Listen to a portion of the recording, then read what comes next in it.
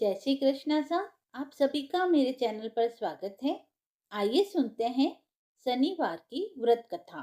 शनिदेव पक्ष रहित होकर अगर पाप कर्म की सजा देते हैं तो उत्तम कर्म करने वाले मनुष्य को हर प्रकार की सुख सुविधा एवं वैभव भी प्रदान करते हैं। शनिदेव की जो भक्ति पूर्वक व्रतोपासना करते हैं वह पाप की ओर जाने से बच जाते हैं, जिससे शनि की दशा आने पर भी उन्हें कष्ट नहीं भोगना पड़ता। शनिवार की व्रत कथा।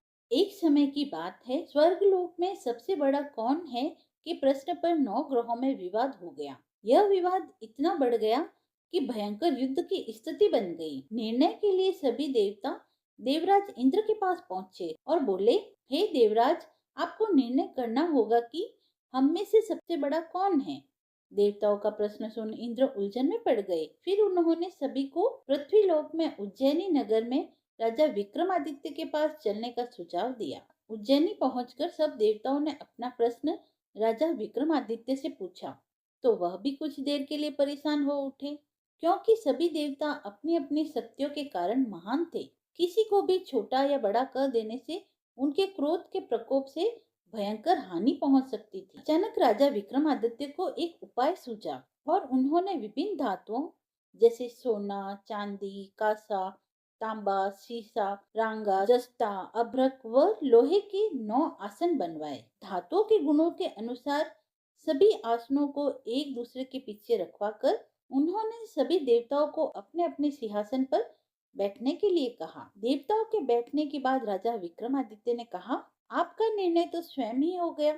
जो सबसे पहले सिंहासन पर विराजमान है वही सबसे बड़े हैं। राजा विक्रमादित्य के निर्णय को सुनकर शनि देवता ने सबसे पीछे आसन पर बैठने के कारण अपने को छोटा जानकर क्रोधित हुए और कहा, हे राजन, तुमने मुझे सबसे पीछे बैठाकर मेरा अपमान किया है। तुम मेरी शक्तियों से परिचित नहीं हो। मैं तुम्हारा सर्वनाश कर दूंगा।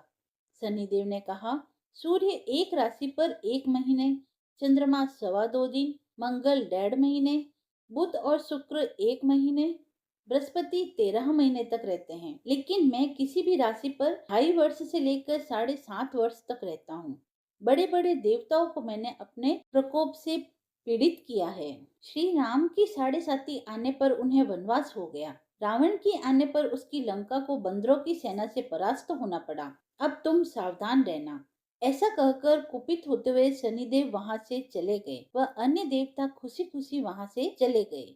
कुछ समय बाद राजा की 7.5 आई। विक्रमादित्य से बदला लेने के लिए एक दिन शनिदेव ने घोड़े के व्यापारी का रूप धारण किया और बहुत से घोड़ों के साथ उज्जैनी नगरी पहुंचे। राजा विक्रमादित्य ने राज्य में किसी घोड़े के व्यापारी के आने का समाचार सुना तो अपने अश्वपाल को कुछ घोड़े खरीदने के लिए भेजा। अश्वपाल ने जब वापस लौटकर इस बारे में राजा विक्रमादित्य को बताया तो उन्होंने खुद आकर एक सुंदर और शक्तिशाली घोड़ा पसंद किया। घोड़े की चाल देखने के लिए राजा जैसे ही उस घोड़े पर सवार हुए वह बिजली की गति से दौड़ पड़ा। तेजी से दौड़ता हुआ घोड़ा राजा को दूर एक जंगल में ले गया और फिर वहां राजा को घिरा कर गायब हो गया। राजा अपने नगर लौटने के लिए जंगल में भटकने लगा पर उसे कोई रास्ता दिखाई न दिया। राजा को भूख प्यास लगने लगी। बहुत घूमने पर उसे एक चरवाहा मिला। राजा ने उससे पानी मांगा। पानी पीकर राजा ने उस चरवाहे को अपनी अंगूठी दे दी और उससे रास्ता पूछकर जंगल से निकलकर पास के एक गांव में चला गया। वहां पर उसने एक सेठ की दुकान पर जलपान इत्यादि किया और अपना नाम उज्जैन निवासी विका बताया और कुछ देर वहां पर विश्राम किया। भाग्यवश उस दिन सेठ की बहुत बड़ी बिक्री हुई। सेठ ने उसे खाने पर आमंत्रित किया। राजा और सेठ खुशी खुशी उसके घर गए। राजा जैसे ही वहां पर खाना खाने लगा तो वहां पर एक आश्चर्यचकित घटना हुई।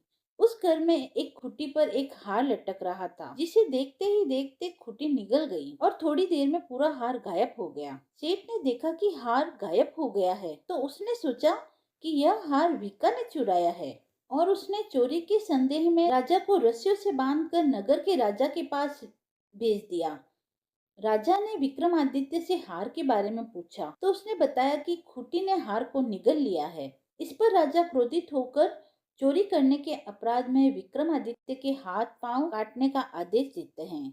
सैनिकों ने राजा विक्रमादित्य के हाथ पांव काटकर उसे सड़क पर ऐसे ही छोड़ दिया। कुछ दिन बाद एक तेली उधर से गुजर रहा होता है और उन्हें ऐसी हालत में देखकर उसे उन पर दया आ जाती है और वह उन्हें अपने घर ले जाता है और उसे कोल्हू पर बिठा देता है। राजा आवाज देकर बैलों को हाँकता रहता है। इस तरह तेली का बैल चलता रहता और राजा को भोजन मिलता रहता है। 7:30 पूरी होने पर वर्षा ऋतु प्रारंभ हुई। एक रात विक्रमादित्य मेघ मल्हार गा रहे थे। तभी नगर की राजकुमारी मन भावनी वहां से गुजरी और उन्हें उनका गाना भा गया। उन्होंने मन ही मन यह प्रण कर लिया कि वह उस राग गाने वाले से ही विवाह करेगी। उसने अपनी दासी को उन्हें ढूंढने के लिए भेजा। दासी ने बताया कि वह एक चौरंगिया है, परंतु राजकुमारी न मानी। अगले ही दिन उठते ही वह अनशन पर बैठ गई कि विवाह करेगी तो उसी से। उसे बहुत समझाया गया पर वह मानी नहीं। तो राजा ने उस तेली को बुलावा भेजा और विवाह की तैयारियां शुरू कर दी। फिर उनका विवाह राजकुमारी से हो गया। राजा विक्रमादित्य और राजकुमारी विवाह के बाद तेली के घर में ही रहने लगी। और एक रात स्वप्न में शनिदेव ने राजा से कहा, राजा, तुमने मेरा प्रकोप देख ही लिया होगा। मैंने तुम्हें अपने अपमान का दंड दिया है। राजा ने शनिदेव से क्षमा मांगी और कहा, हे शनिदेव, आपने जितना दुख मुझे दिया है उतना अन्य किसी को न देना, क्योंकि राजा होने के कारण मैं तो इतने दुख सह गया पर मेरी प्रजा इतने दुख सहन नहीं कर सकेगी। शनिदेव ने कहा, राजा, मैं तुम्हारी प्रार्थना स्वीकार करता हूँ। जो कोई स्त्री पुरुष मेरी पूजा करेगा, शनिवार को व्रत करेगा, व्रत कथा सुनेगा, उस पर मेरी अनुकंपा बनी रहेगी। प्रातःकाल राजा विक्रमादित्य की नींद खुली तो अपने हाथ पांव देखकर राजा को बहुत खुशी हुई और उन्होंने मन ही मन शनिदेव को प्रणाम किया। राजकुमारी भी राजा के हाथ पांव सलामत देखकर आश्चर्य में डूब गई। तब राजा विक्रमादित्य ने अपना परिचय देते हुए शनिदेव के प्रकोप की सारी कहानी सुनाई। इधर सेठ को जब इस बात का पता चला वीका और कोई नहीं राजा विक्रमादित्य है, तो वह दौड़ता हुआ तेली के घर पहुंचा और राजा के चरणों में गिरकर क्षमा मांगने लगा।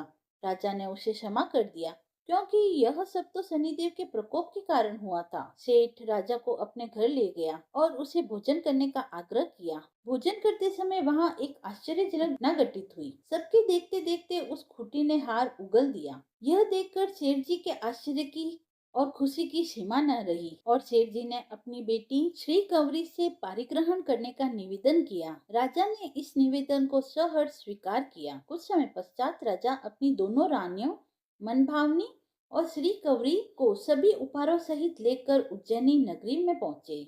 वहां पुरवासियों ने सीमा पर ही उनका भव्य स्वागत किया।